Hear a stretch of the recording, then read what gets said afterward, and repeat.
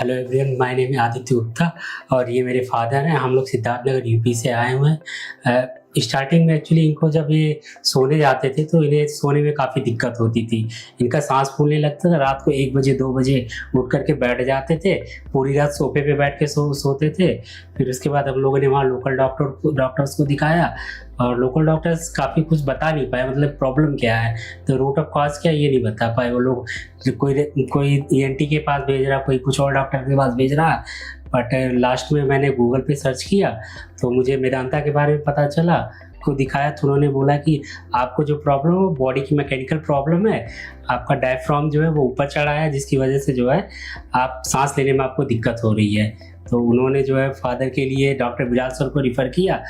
Sir हमारा जो है फिर बिलाल सर से मिले हम, तो उन्होंने बताया कि जो है इसकी केवल एक उपाय है ऑपरेशन। आप इस उम्र में ऑपरेशन करा लेंगे तो आपके लिए बेटर रहेगा, आगे चल के ऑपरेशन कराने में प्रॉब्लम क्रिएट होगा। रमेश चंद्र जी हमारे पास डॉक्टर विवेक सिंह जो हमारे पल्मोनोलॉजिस्ट हैं उनके पास से रेफर होकर आए थे। इनको एक बीमारी थी जिसे हम डायफ्रैग्मेटिक इवेंट्रेशन कहते हैं।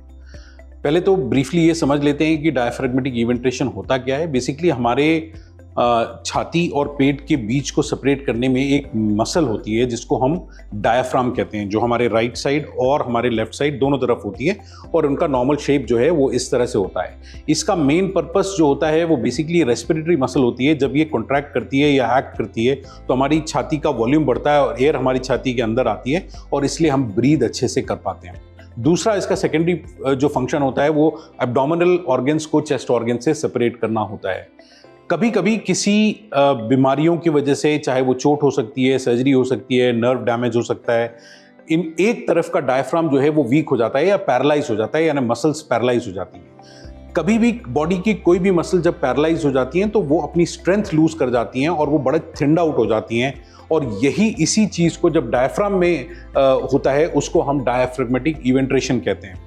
तो वीकनेस से बेसिकली होता क्या है कि नॉर्मल जो स्ट्रक्चर होता है, थिकनेस होती है डायफ्राम की, वो कम हो जाती है और डायफ्राम बहुत पतला हो जाता है, जिसकी वजह से एब्डोमिनल ऑर्गन्स जो हैं वो ऊपर की तरफ डायफ्राम को पुश करते हैं। और जब एब्डोमिनल ऑर्गन्स ऊपर डायफ्राम को पुश करते हैं तो वो लंग्स पे दबाव डालते हैं। पर्टिकुलरली जब मरीज लेटता है तो नीचे से एब्डोमिनल ऑर्गन ऊपर की तरफ जाते हैं और वो लंग्स पे दबाव करते हैं और उसकी वजह से मरीज को सांस लेने में सिग्निफिकेंट दिक्कत आती है। तो क्या क्या सिम्टम्स हो जाते हैं सांस लेने में दिक्कत? लेटने के समय या नॉर्मल सीढ़ियाँ चढ़ने या कोई भी एक्सर्शन करने के समय जो है वो सांस में दिक्कत आना, ये एक महत्वपूर्ण सिम्टम होता है। और सबसे कॉमन सिम्टम यही होता है जिसके बेसिस पे लोग एक्सरे कराते हैं और एक्सरे पे ये दिखता है कि डायफ्राम का जो लेवल है वो ऊपर चला गया है, जिसको हम डायफ्रैग्मेटिक इवेंट्रेशन कहते हैं।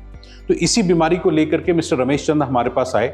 अब इसका निदान कैसे होता है? इसका निदान बड़ा सिंपल होता है कि अगर आप किसी तरीके से उस डायफ्राम को अपनी नॉर्मल जगह पे ला करके फिक्स कर दें तो जो लंग्स पे दबाव पड़ रहा है वो नहीं होगा और फेफड़े जो हैं अपनी पूरी कैपेसिटी पे एक्सपैंड कर पाएंगे और ये प्रॉब्लम जो सांस फूलने की है वो ठीक हो जाएगी।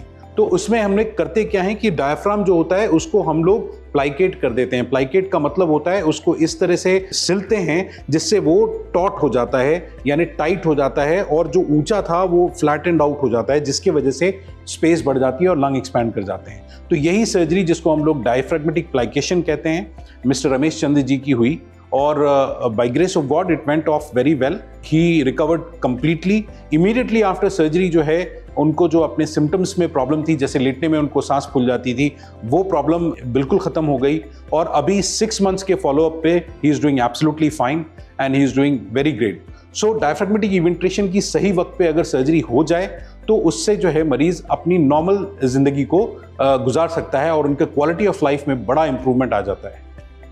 सारी फॉर्मेलिटी पूरी होने के बाद हम वार्ड में शिफ्ट हो गए। 13 तारीख को मेरा ऑपरेशन हुआ। ऑपरेशन बहुत अच्छा रहा, बड़ा सबका सहयोग रहा और हम फिर जो है लगभग 8 से 10 दिन वार्ड में थे। तो बिलाल सर ऑपरेशन के बाद जो है जब हमसे वार्ड में मिलते थे तो बहुत अच्छा वो था, बार बार देखते थे। मतलब कोई परेशानी होती थी तो बच्चे जाते तो तुरंत चले आते थे और हमेशा जो है केयर करते थे। नर्स बहुत समय से दवा देती थी। सब लोगों ने अच्छा सहयोग किया मेरे साथ। मैं बहुत ही खुश रहा इस मेदांता हॉस्पिटल से।